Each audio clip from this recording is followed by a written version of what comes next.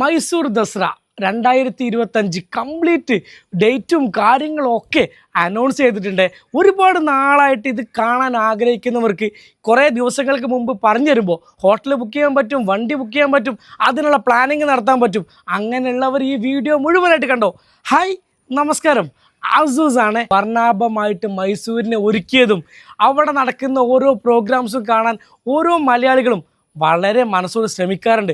പലരും ആലോചിക്കാറുണ്ട് എപ്പോഴാണ് നമുക്ക് പോകാൻ പറ്റുക, കാരണം ഏറ്റവും ലാസ്റ്റ് ആയിരിക്കും നമ്മളറിയാം. അപ്പോൾ ഇതിന് ഹോട്ടൽസും കാര്യങ്ങളൊക്കെ ബുക്ക് ചെയ്യാൻ. പക്ഷേ ഈ വർഷം അതിന് നിങ്ങൾ സാഹചര്യം വരുത്തേണ്ട. ഡേറ്റ് ഇതാ പിടിച്ചോ. ഈ സെപ്റ്റംബർ 22 മുതൽ ഒക്ടോബർ 2 വരെ 11 ദിവസം, ഈ വർഷമാട്ടോ 11 ദിവസം ദസറയുടെ മെയിൻ പ്രോഗ്രാംസ് ഒക്കെ ഉള്ളത്.